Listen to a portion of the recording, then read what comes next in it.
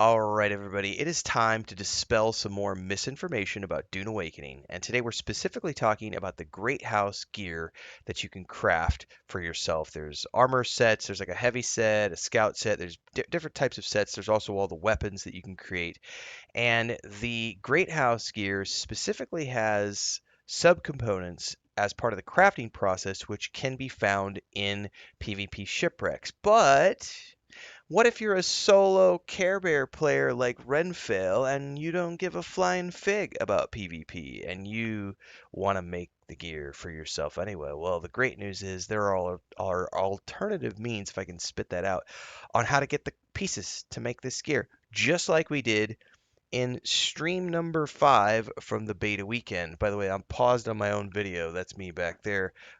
This is around the 4 hour mark was when it was like the last hour of the last stream that I did on Monday the 12th during um, the Dune Awakening beta weekend. So some of the components that you need to make this gear are things that are not items that you can harvest. You have to either get them from shipwrecks or you can purchase them from NPC vendors at the trading stations. There are people out there making videos, unfortunately, who are saying that the only way to craft this gear is to go into the PvP shipwrecks. That misinformation has scared a lot of solo PvE Care Bear players who are like, wait, I don't want a PvP. What do you mean? I can't make this gear unless I go do I don't want to do PvP. Does that mean I can't get the gear?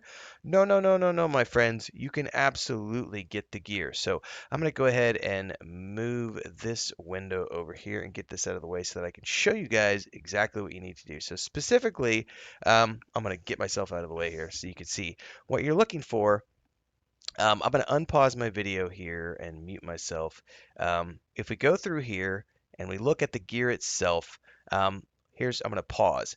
This is what you're looking at for this particular gear set. Now, higher tiers require different items and more things. So this is representative of the tiers of gear that you can get in the game and how this is going to work. With like sneezing, hopefully I muted myself. So in this case, I needed iron ingots. That's awesome. Iron ingots, plant fiber, and this right here, this item right here, plasteel microflora fiber. Now that is a green item. You can't see it because of the way it's looking here. I don't know if I actually showcase it on like the Kireb Scout gloves here in a second. Like there it does. There I actually have the resource there. I have 4 of them in my inventory at this point in time, so it's actually showing up that I can make that. But it's the plasteel microflora fiber, and that's like a green icon item. And what that means is that that is found in the PvP shipwrecks on the map. And if you open up the map, there's generally, I think, one PvP shipwreck in each zone. And they are marked by green icons to clearly notate those as PvP areas that you can go. But you can also buy these items from the NPCs. So let me scroll forward a little bit, and I gotta go find it on the video, kids, because I don't know exactly where it is. I don't timestamp these things, so this is me coming back to the video after I went to the merchant. Here he is. This is the merchant. Um, we are at the merchant here. This is the merchant at the Anvil Station. And as we can see, we have a variety of items. He's got a ton of cosmetic items, and he's got these items here. So, like as an example, mechanical parts are a green item. Plasteel microflora fiber, which are specifically the parts we needed to make the Great House gear sets, are here, and they're 750 Solaris per. Now, by the time I got here, I'm carrying, you can see I have 52,000 Solaris on my character up in the top right. And this is after about 27 hours of gameplay. Apart from taxes, there's nothing else I'm spending my money on. So I had saved up all of my coin by this point. I had about 75,000 between this and what I had in chests back at my house. And so I just went ahead and bought a full stack of this, which was like 37,000 or something. Notice also you can buy all of these like advanced Servox things, your micro sandwich fabric, the EMS things. Like you could buy all of the crafting components from the NPC merchant at Anvil Station as an example and at other trade stations and or other locations where you can find NPC vendors. So if you're running short on like advanced servox to make like pieces for your bike or you need mechanical parts to make like weapons or something, go find an NPC vendor and just purchase them if you don't want to do PvP. You can also break down other items that you find in the game.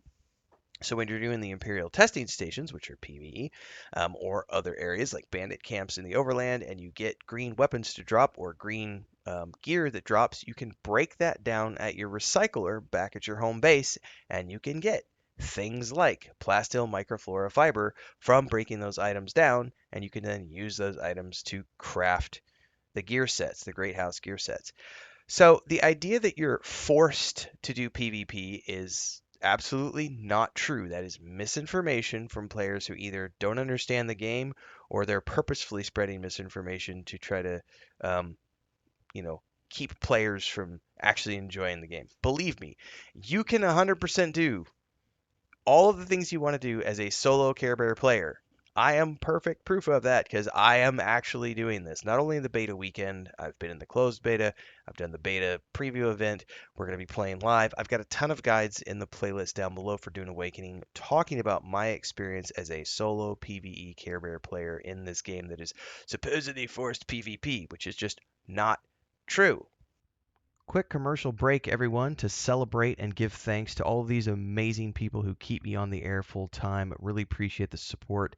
All you got to do is join as a member. You get access to private videos. You can also do super thanks on any upload or super chats and stickers on any live stream or premiere you see. And beyond that, don't forget we're multi-streaming over on Twitch now, so you can support over there as well. Thanks so much to everybody. Let's get back to the video at hand. By simply running around the map, playing the game, adventuring, exploring. And this is the thing, I don't rush. So I went and I did all of the Imperial testing stations once that we could do in the beta weekend. I built two bikes. I built two different. I had a tier one still suit set, a tier two still suit set, a tier one set of the scavenger gear. I made myself the heavy armor set, which we actually make here. I think. Let me go forward here. I think this is where I actually make the gear. Yeah, I think this is it.